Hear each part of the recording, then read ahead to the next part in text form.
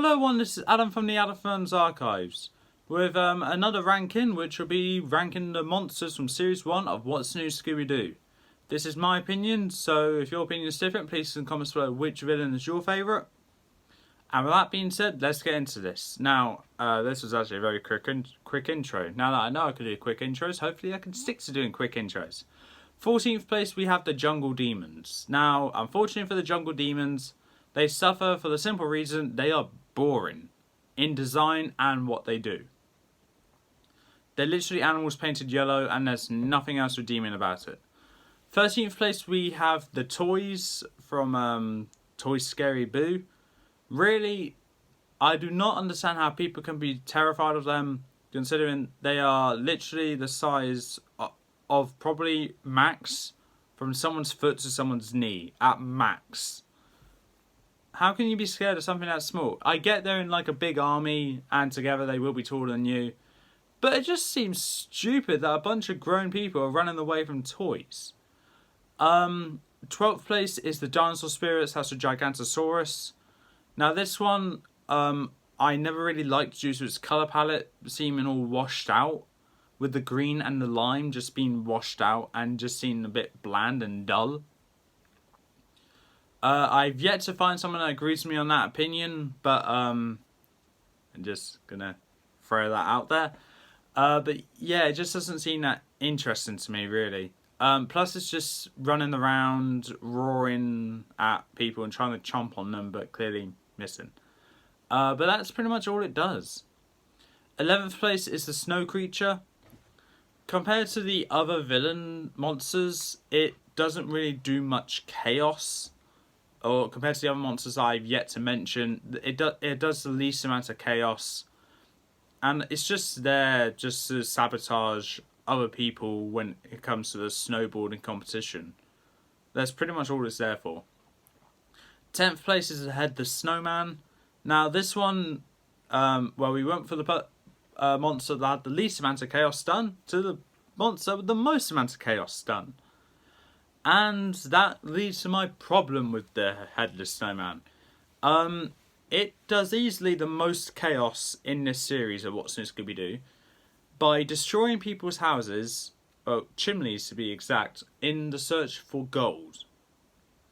And that's alright, I guess.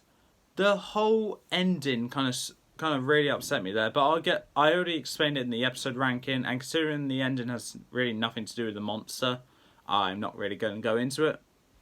But I think the Headless Snowman looks kind of stupid when it runs, just with its legs retracting and extending out, going in and out of its body like it's some kind of mechanism in a machine for a clock or something. Just goes in and out of the snow body. I just find that kind of stupid, really, to watch.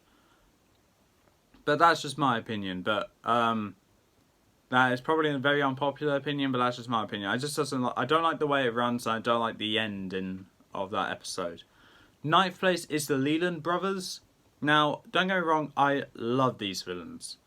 But the reason why I'm putting them at 9th place is because at the end of the day, they're just two people dressed up in costumes of ghosts of old rivals, and they're working together.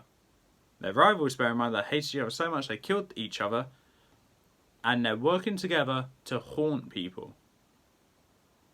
That's alright, but at the end of the day, compared to the others, they don't have any special abilities or anything that stands out to make them be remembered. They're just there for the simple reason they had a smooth operation going on with their whole plan.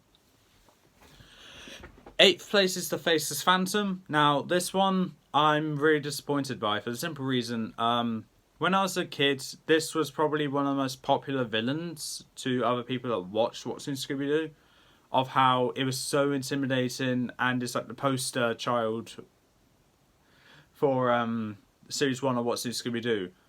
Me and Lucas get around to watching this episode and we both agreed it's kind of stupid. Which it is, really. 7th place is the Zombie Gladiator. This one was going to be lower, but I decided to give it a bit of a boost, considering if like if I was to have all these villains go against each other in a tournament, which I'm not going to do, by the way, so don't even bother asking, so I won't do it.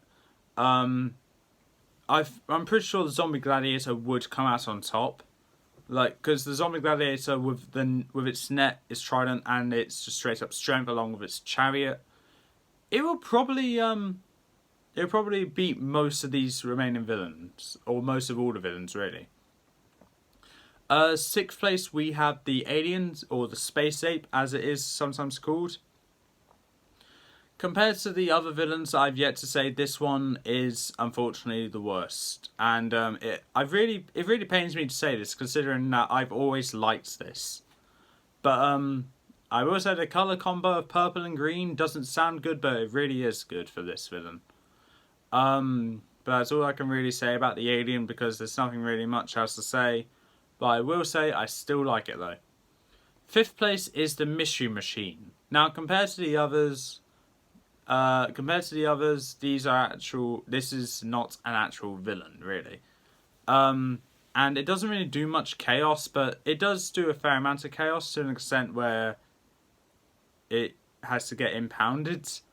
Honestly, it's just there for its chase scene being so good, and the fact it's such unique of a villain that I need to give it credit. Fourth place we have Moto Shundu. This one, I did not expect to be in the top 5. I knew it would be in the top 10, but I did not think it would be in the top 5. Considering the fact that when me Lucas watched this episode, this was like my third time watching this episode. And I never really liked it before, but I say that and it was in my top 20 with my monster ranking. But I never really had such a special attachment to it. But then it came into my top 20, I think, or maybe even top 10 for all I know, for the monster ranking, and now it's in the top 5 for the Series 1 monster ranking. Yeah, okay. But yeah. So clearly I do like it, I just can't put my finger on why. Third place is the Ghost of Rufus Rockus. Now, compared to the others, it just doesn't match up to it, and unfortunately it is obvious who the culprit is, but I tried to ignore that when it came to ranking this monster, as it is a good monster, after all. Second place is the Roller Ghoster. Now, for the Roller Coaster, it just stands out for being very iconic for What's New Scooby-Doo. And that, along with number 1, I could have seen being the poster child for Series 1 of What's New Scooby-Doo, considering they're both very iconic and both very good. The Roller Coaster is... most of the Roller Coaster's chaos come from sabotaging amusement park rides, but done in a way where it won't severely injure someone. So, that it's just there just to frame someone else and get them arrested, so then someone else could run the park. But that's pretty much it. There's nothing really much else to say about the roller coaster, but that is what they're here for. It's what it's here for, and I think it succeeds in doing what it's supposed to be doing. First place is, of course, a Baseball Spectre. This one, hold on, I got something in my mouth. Okay, so first place is the Baseball Spectre. It is only there. It's a number 1 for a reason, and that's because I just love its laugh. I love everything about it, especially its laugh, but also its sinister smile as well. The chase scene, unfortunately, isn't that great, but it's alright at the end of the day. And the Baseball Spectre, I just find there to be rather intimidating and very creepy. And I always had kind of... And I always said to myself, if I ever saw any of these villains in real life, I'll be most scared of the Baseball Spectre and the Zombie Gladiator. But the Baseball Spectre is my favourite out of all of these villains for the simple reason of its laugh and its basically actions it does throughout the entire thing. Just trying to prevent Luis Santiago breaking the new world records with baseball to protect that record from the culprit's best friend being Cap Cray. Of course, these are fictional people, so yeah. But that is ultimately what it comes down to. It's not really a justifiable reason why you would try to sabotage someone, but it does kind of make sense, and it's just alright, in my opinion. But with that being said, that's all for this time. If you like what you saw, leave a like, leave a comment, don't forget to subscribe, press that notification bell down in the corner below, and I'll see you next time.